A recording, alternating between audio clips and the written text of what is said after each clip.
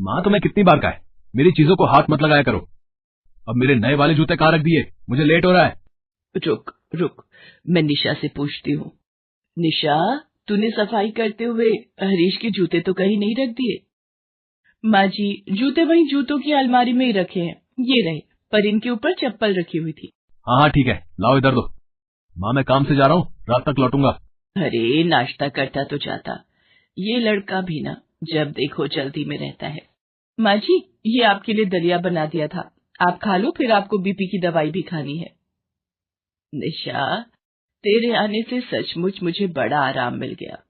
तूने काम पर लगते ही पूरा घर संभाल लिया, नहीं तो जब से शुगर और थायराइड की बीमारी ने घेरा है, मेरा शरीर कमजोर हो गया है। वैसे तू गांव में किसके साथ रहती थी? बिमला और तेरे बाबा तो काफी समय से झांसी में रह रहे हैं। गांव में मैं दादी और चाचा चाची के साथ रहती थी, पर माँ की तबीयत आपको पता है अब ठीक नहीं रहती, इसलिए मुझे शहर बुला लिया। अच्छा है ना, मुझे भी तेरा बहुत सहारा हो गया। अम्मा जी, वो जो दीवार पर आपकी फोटो लगी है, ये तो लगता है बहुत पुरानी है। और ये आपके साथ? ये फोटो तो तब की है जब हरीश 8 साल का था। मेरी ननद की शादी की है, और ये बराबर में हरीश के बाबूजी हैं। अम्मा जी, बाबूजी की बहुत याद आती होगी ना? क्या हुआ था बाबूजी को? बेटिया, याद तो उन्हें किया जाता है जिन्हें हम भूल गए हों। हरीश के बाबूजी अच्छे खासे हट्टे कट्टे थे। रात को खाना खाकर सोए, फिर सुबह उठे ही नहीं। अचानक ही छोड़कर चले गए। तब हरीश कॉलेज में पढ़ता था। अम्मा जी, ये क्या, आप रोने लगे? लगता है मैंने आपको रुला दिया।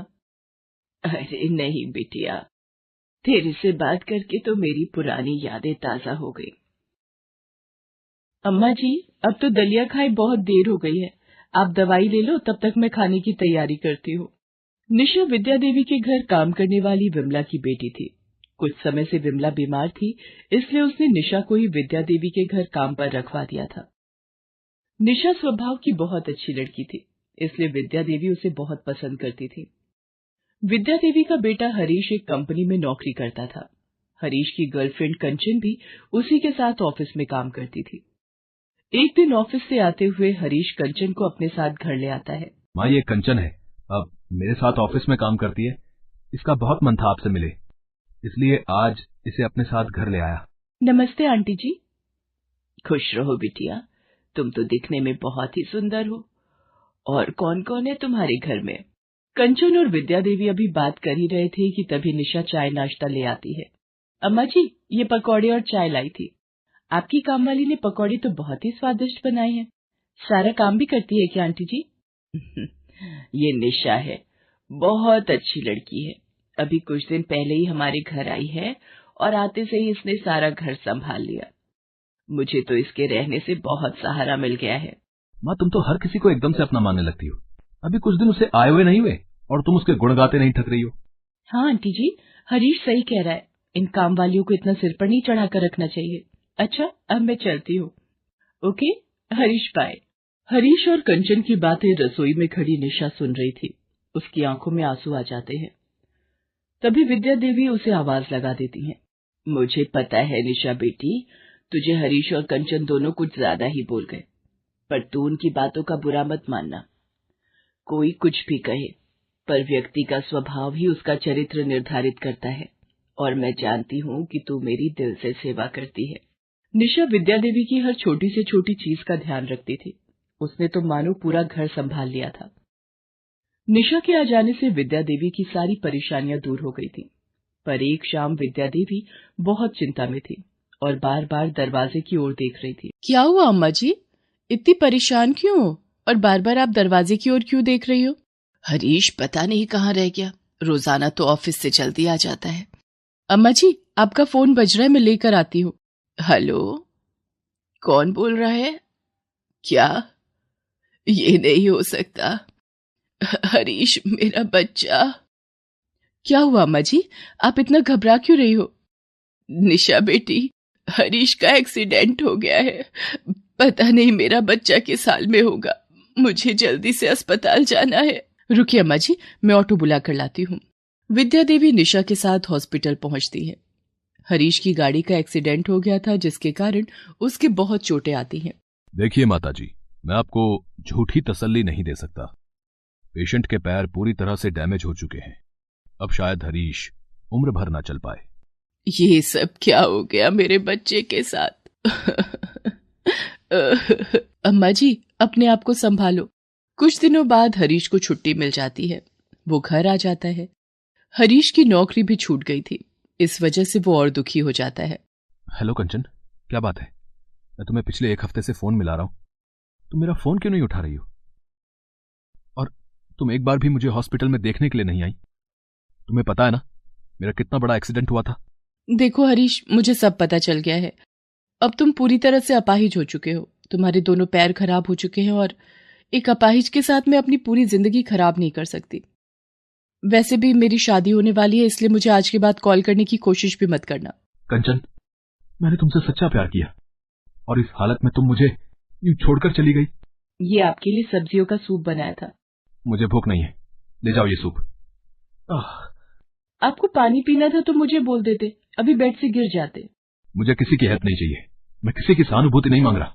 हरीश बेटा, तू कंचन का गुस्सा इस बेचारी पर क्यों निकाल रहा है? निशा, दे इसे सूप। मैं भी देखती हूँ ये कैसे नहीं पीता। इसी तरह निशा हरीश की देखभाल में लगी रहती। धीरे धीरे हरीश को निशा का व्यवहार अच्छा लगने लगा। अब तो वो निशा के साथ खूब बातें करता और हंसता। हरीश की तबीयत में भी सुधार होने लगा था। हरीश जी, ये तो किसी चमत्कार से कम नहीं है। आपके पैरों में अब काफी हरकत होने लगी है। बस कोशिश करते रहिए, समय पर फिजियोथेरेपी के लिए आते रहिएगा। और फिर हरीश बिल्कुल ठीक हो जाता है। एक दिन कंचन उससे मिलने आती है। तुम यहाँ क्या कर रही हो? मुझे तुम्हारी काम वाली निशा बाजार में मिली थी, इसी से पता चला कि तुम बिल्कुल ठीक हो गए हो। तो मुझे लगा कि जब तुम मुझे इतना प्यार करते ही हो तो मैं हम दोनों के रिश्ते को एक मौका और दे देती हूँ। पर तुम्हारी तो शादी हो गई थी ना? नहीं, वो लड़का मुझे पसंद नहीं था, इसलिए मैंने उस रिश्ते के लिए मना कर दिया।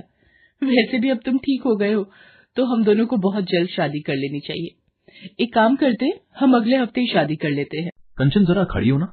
ओह, गले लगकर इस खुशी को मनाना चाहते हो? निशा, कंचन मैडम को जरा बाहर तक छोड़कर आना और ऐसे ही इन्हें बाहर करो।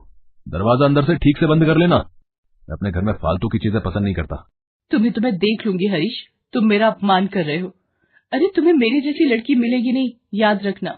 कंचन अपना सा मुंह लेकर वहां से चली जाती है। माँ, मैंने ठीक किया ना? तुमने जो किया बिल्कुल सही किया। कंचन जैसी स्वार्थी लड़की तुम्हारे लिए नहीं बनी। मैं जानता हूँ माँ, मेरे लिए कौन सी लड़की सही रहेगी। निशा। हाँ माँ, मैं निशा को अपनी पत्नी बनाना चाहता हूँ और मैं जानता हूँ इसके लिए तुम्हें भी कोई एतराज नहीं होगा। हरीश जी, ये क्या कह रहे हैं आप? माँ जी, आप इन्हें समझाइए। मैं एक काम वाली गरीब मजबूर लड़की हूँ, मैं आप लोगों के साथ भला। निशा बिटिया, तुम भी तो एक समझदार, सुंदर और होनहार लड़की हो। जिस तरह से तुमने इस घर में और हमारे दिलों में अपनी जगह बना ली है, शायद कोई और इतना प्यार हमें नहीं दे पाएगा। मैं तुम्हारे माँ बाबा से बात करूंगी और कुछ दिनों में तुम्हारी और हरीश की धूमधाम से शादी करेंगे। निशा विद्या देवी के गले लग जाती है। निशा के रूप में हरीश को एक अच्छी पत्नी मिल जाती है और सबकी रजामंदी से कुछ दिनों बाद हरीश और निशा की शादी हो जाती है।